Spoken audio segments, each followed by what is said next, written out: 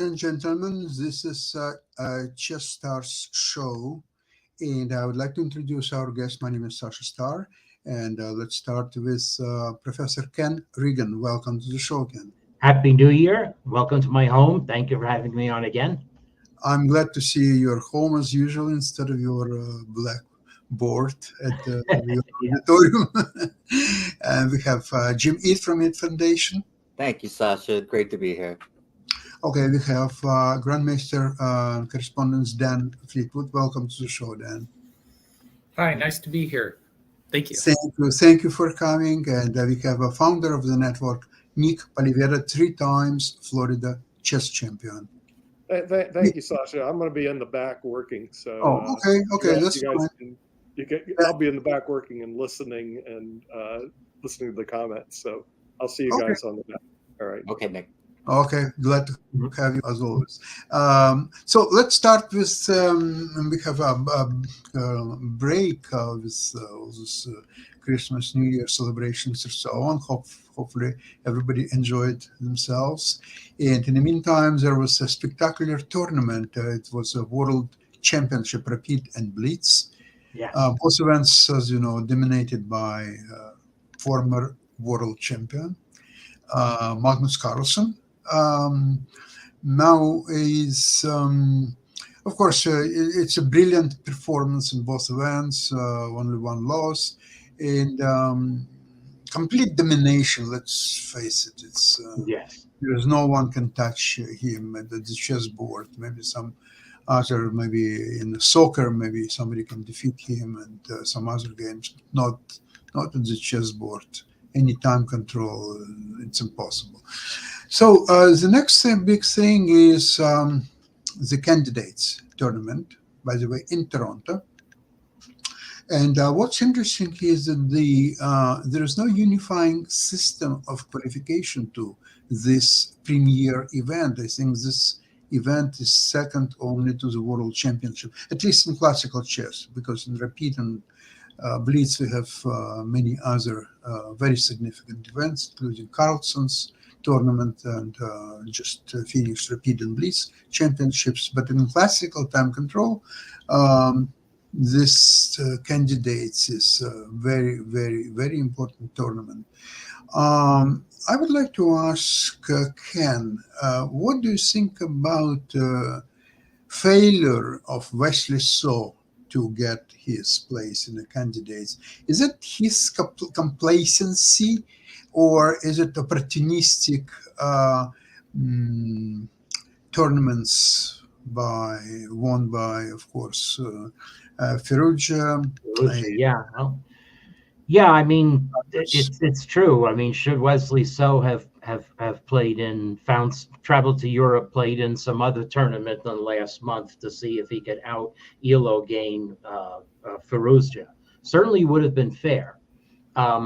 It must be said that Lenier Dominguez tried exactly that and failed. And one reason he failed is that he was paired against a lot of heavily underrated opponents. So the one reality is in these open tournaments with a lot of underrated players, an effect that I am still registering, the odds are stacked against you. But Ferrugia overcame them fair and square. In the end, FIDE did not rate the matches that Ferrugia played that were arranged to try to get him Elo, but they did rate the established working Rouen International Tournament, which was a recognized FIDE tournament for rating purposes, and all credit to Ferrugia for defeating Gadakamsky and some other strong players. So he earned it. And thing is, should Wesley So have traveled overseas? Well, the odds would have been stacked against him for the reason I said. So we just have to accept that's the system. It's based on rating, and all rated tournaments count. And Ferrugia pipped him at the post, as we would say in Britain. Yeah, I mean, there are so many ways to get qualification, and it's unclear until the very last moment because of this tournaments and matches organized in the very last time to get through. Dan, what I'd like to ask you, what do you think about the old qualification interzonal tournaments, where if it would be, say, 3 interzonal tournaments, so the 2 winners of each tournament would be qualified to candidates, and of course, loser of the World Championship match, and whoever was in the second place will qualify automatically. So that was popular system, say 30, 40, 50, maybe even 60 years ago. So what do you think about this system? Do you think that it's a fair, more fair system than what's right now? So I think it's easy to say that each system is unfair in a different way. So the old system, of course, you had to go through the zonal and the interzonal, and the complaints were always that some results could be prearranged and that some contestants had an easier path to qualification than others. Now, I'm not sure that holds up in scrutiny in all cases, but there certainly were a lot of complaints and frustration that I think in the West, people thought that perhaps some of the Soviet bloc players were unfairly advantaged. And within the Soviet system, there were very, very strong players who never really got the opportunity to play the top events because of limited opportunities within particular zones. I think the current system has, at least to its advantage, that it gives you 3 or 4 different pathways to the candidates, and it maintains high levels of interest. And so I think, in those ways, it's good. It certainly does lead to a lot of uncertainty, as we saw in the last few months, as to who will actually be the qualifiers and opportunities to potentially game the system. But in the end, we have a field of 8 strong candidates who got there according to the rules, and it should be a wide open event. And Yes, you can, please. I would say it must be said also that there was a race in the FIDE circuit. So recognizing, I'll say Grand Prix loosely, tournaments. And although it was arranged kind of last minute, the Chennai Masters was the first ever 2,700 plus classical round robin held in India. So yeah, that was a great event. Yeah. It was a great event, and that's how Gukesh came and got ahead of Anish Giri at the last minute. Jim, I would like to ask you, speaking about this system, the present system, there are many different ways how one can be qualified to candidates, and also the events are being spread in so many months, if not a year, along. So that's another factor which I don't know, you can view either as positive or negative, because you see, when you are coming to the candidates, it's a very impactful event which is spread over maybe 2, maximum 3 weeks, and that's it. So you have to be in your top form during this 2-3 weeks event, and that's it. Now, whereas the other events spread over a year, you can be in very good form in one event and then not so good form in yet another event, and then another way to qualify. How you view that system, James? Do you think that absolutely best system for qualifiers? Well, I don't know what the absolute best system is. And as Dan said, there's all sorts of criticisms of any system that you can devise. I think that there is a lot to be said for the current system. And Ken has looked at and tried to quantify form. It's not so easy to do. And it is a factor, and there's no question that the old interzonal system, which I grew up on and I would, always thought was the best, there were definitely implications of the Soviets, controlling certain outcomes and trying to. Fischer was a classic example of a complainer about that, but I think with legitimate reason. So, this type of system, they have multiple ways that you can qualify, and it's very interesting. And I think it puts a lot of focus on tournaments that wouldn't get so much focus if they weren't part of the qualifying process. So I think they're trying to create something that's both fair and something that would be popular as well. A couple of things that I wanted to mention was I wanted to be clear that Ken was talking about underrated players. I think that is, correct me if I'm wrong, Ken, a layover of the COVID effect where we weren't. Exactly. Yeah, young players were not playing and they were getting stronger. Like Lanier was paired against Pranav rated 1859. Yeah. When my estimation formula, which continues to be highly accurate, I'm doing the Rilton Cup and the Kaplan Hastings Masters right now, put Pranav in the 2200s. So.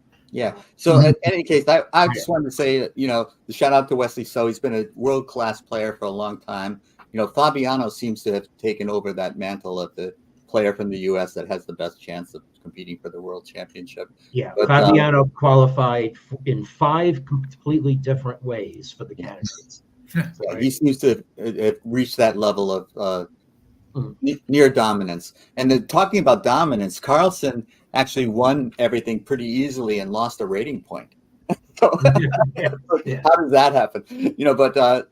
So a lot of really interesting stuff going on in chess right now, including the candidates. But I wanted to call our attention to FIDE's policy regarding dress. They introduced the dress code. And the controversy that's arisen is that they seem to be applying it to women and not to men. At least that's what I'm hearing. I don't know if anyone else has heard different, but there was one woman disqualified for wearing a type of shoe, and other men in the event were wearing. I think she was just fined €100. Okay, she was, but in any case, punished and somehow, and singled out.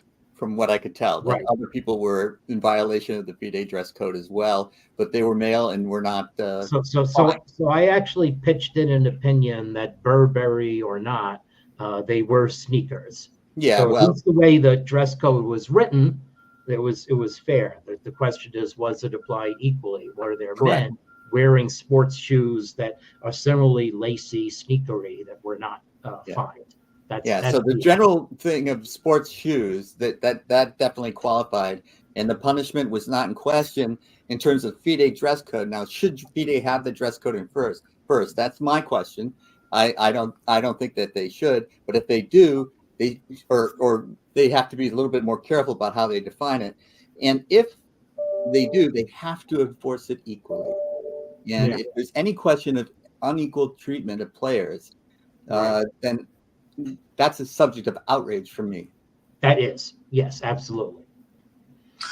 Jim, what if there would be a law that would allow men to play topless, but not women? How would you deal with that? Or bare-shouldered. That's the other thing. The regulations for women had one extra clause about revealing clothing. But the thing is, we don't have anything to reveal above the level of the table. That's the thing. I don't know. Well, that is all criticism that I've heard going back to my playing days when women were distracting us over the board, and I said, if your powers of concentration are that weak, you really shouldn't be playing chess.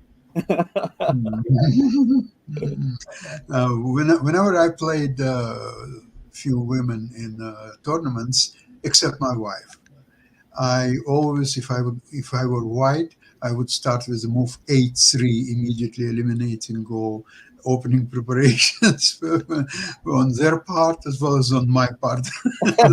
Yeah. By the way, you know what's the best reply to 8-3? A6. G6. Yeah. Carlsen apparently played A6 and H6 against Kramnik recently.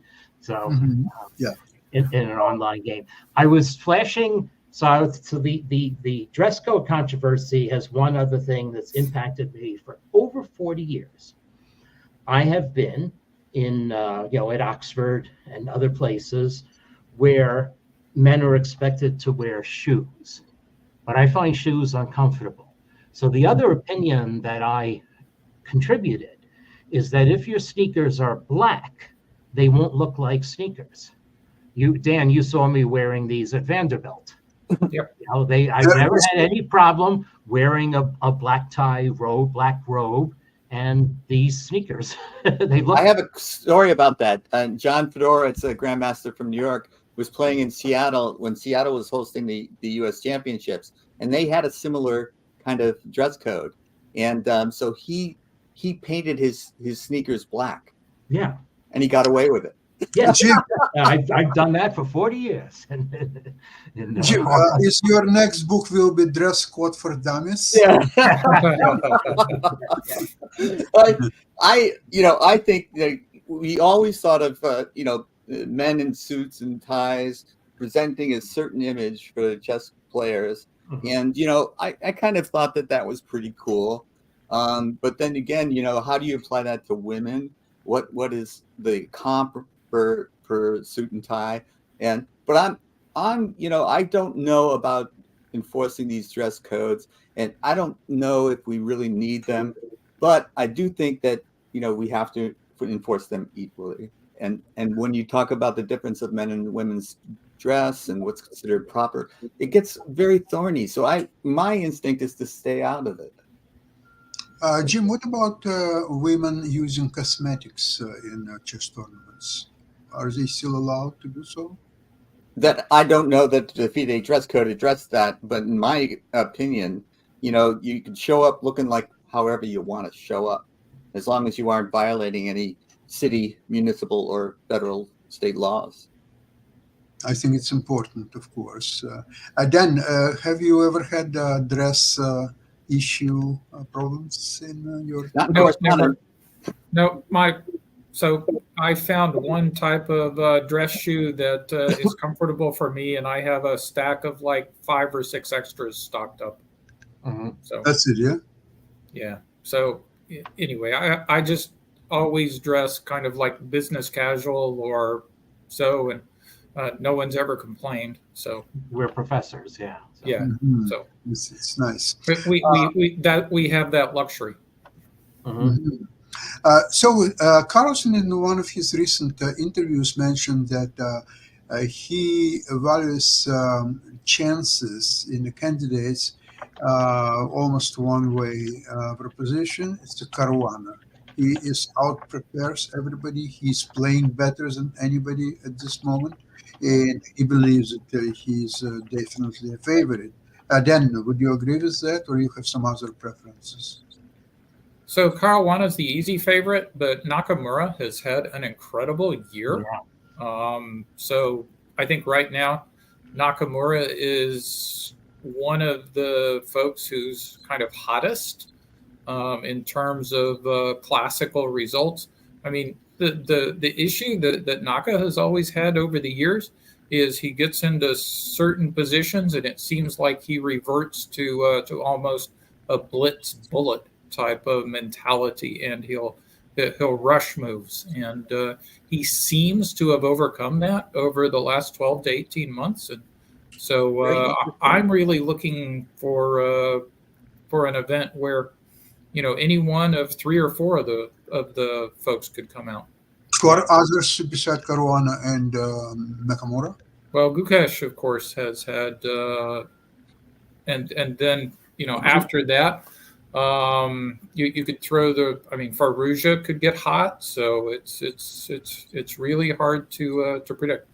So if Caruana falters, then Caruana and Nakamura are probably the 2 who are most experienced and who understand the nature of the event the best of the group, and so having experience is always a positive. And, but again, if someone gets on a heater. With Gukesh, I have my reservations because it will be first real tryout of Gukesh playing almost every day elite top-level grandmasters all the time. I'm not saying that he's in any way inferior to them, but it's kind of a new situation for him, and we'll see.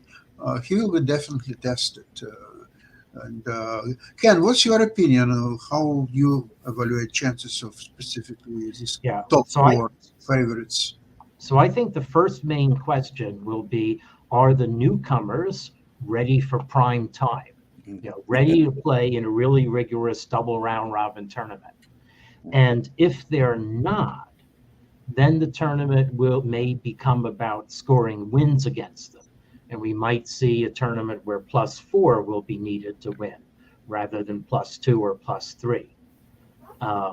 So that's I think the first interesting point. Is it going to become a tournament about winning rather than keeping steady, going undefeated and winning just a few games? And then I think the question about Nakamura versus Caruana is definitely the other one. Of course, there's Nepo, and Nepo has established that he is adept at winning these double round robin candidate tournaments. So he should not be counted out.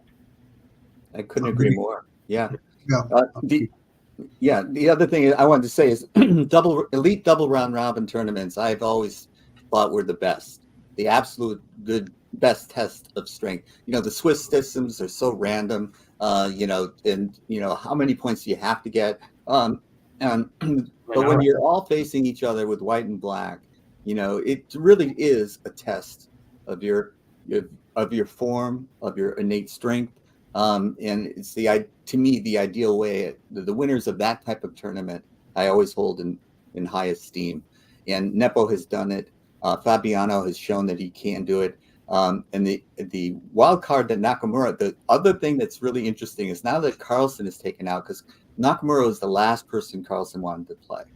And part of it is because Nakamura is so successful outside of chess, over the board chess, in his streaming ability to have so many stream viewers.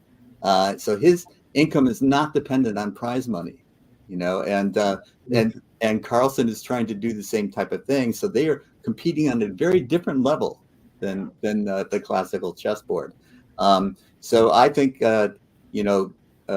with Carlsen out of the picture, Nakamura is going to be more of a factor, because I think that removes one of the tensions that was there present for both Carlsen and Nakamura. It's no longer there because Carlsen is no longer playing classical chess. So actually, all possible matches on the very top level would be very interesting. Unfortunately, Carlsen is not going to be part of this match. Dean Lejeune, okay, he's a world champion, but we'll see how he will fare against top guns such as Nakamura, Caruana, or even Nepomniachtchi second time around. Yeah. Ruj, there are some few other players that we never discussed what are their chances. Everyone has a shot at this level. Jim, I just want to make some reservations about you said that this is by far the greatest system candidates. There is one only problems where I see it is that let's see, in the first round you're playing obviously well-motivated opponent who can still has his own chances of drawing, but let's see if his tournament is not doing really well, then in second round he may not be motivated to play at all, and therefore it could be by name the same opponent, but in real strength it's quite different. Hopefully it's not going to happen very often, and there are a few cases like that. One of them I remember were and I think in the first candidate that Nepomniachtchi won, he was playing the other Russian player Alexeyev, who is not doing that great either before or after this tournament, and it was very easy game with Nepomniachtchi against him, and that somewhat affected, I think, result of this tournament. But that's true in all sports, though. Like I played, the Yankees played the Baltimore Orioles when the Baltimore Orioles were hot, and Red Sox played them when they were playing bad. It's a factor. Okay, it's a sport, so it's so we're all in agreement who's the favorites of candidate tournaments. Ken, maybe you have a schedule of what are the next interesting tournament upcoming in the next few weeks. Oh, sorry, I missed some of what you said. Scheduled what? Tournaments in the next few weeks are Well, there's interesting. Vacancy. That's the next big one. It starts what, next week? I think it starts next week. I have to look. Yeah. So that will have Anish Giri as defending champion. Maybe some. I'm kind of is Carlson playing in that. Wait a sec. I'm kind of sorry Yuri's not playing. I've grown an affection. I have affection for him. He's a great interview. Yeah. Yes, it starts on Friday. It starts a week from tomorrow, and so let's see.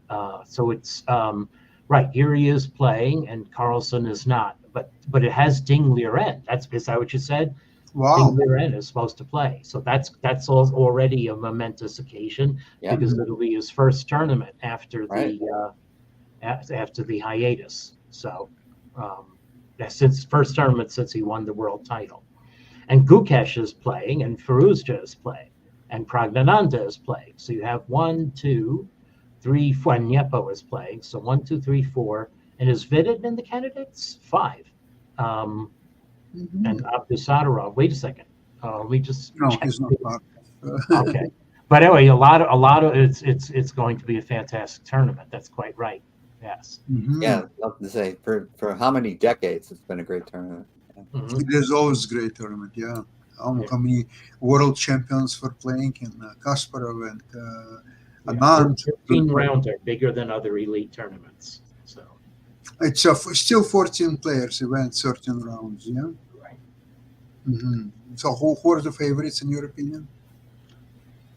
Well, the biggest unknown is how well is Ding Liren going to play. Right. Shaking off his rust. And then maybe the next big unknown is will Firouzja have fashion and bullet off his mind? He famously played 300 plus games of bullet chess on one night during the previous candidates tournament. And good for him. Good for him. And I think for Praggnanandhaa, this is going to be a really valuable preparatory top level event. That's a good point. Yeah. So. Besides Ding Liren, any Chinese players playing in the weekend? Wei Yi. So who was a really hot, up and coming, brilliant young player, then kind of plateaued a little bit. And then there's one other notable Chinese player who is not playing in a women's section. That's Zhu Wenjun, women's world champion. So I mean, she's only rated 25.49. So. But she is. Let me see if I can figure out. Did she qualify? The women's world chess champion. Actually, maybe that is a regular point. Whether the women's world champion is now invited to Vacancy. That's another thing you'd have to ask about. Well, and all these women's world champions are being beaten in men's tournament weekends there, but they're still coming. It's good. It's perseverance, obviously, at its best. We'll see how it happened this time around. I would like to thank you very much for this program, and looking forward for next week. And we'll have more information about all these upcoming events during the weekend there. And hopefully Ding Liren will not change his mind. He will actually play.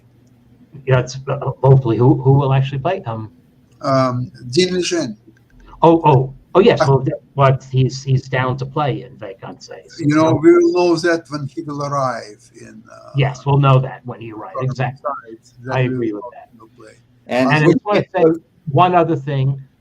If you want to get some idea of how Magnus Carlsen plays, encapsulated in one game, his round 10 game at the World Rapid when he beat Fedoseev with black features computer-like maneuvering by Carlsen and eventually forcing Fedoseev's king to a6 where it got hunted down. So that's one game in a nutshell of how Carlsen plays and wins. Thank you, Ken.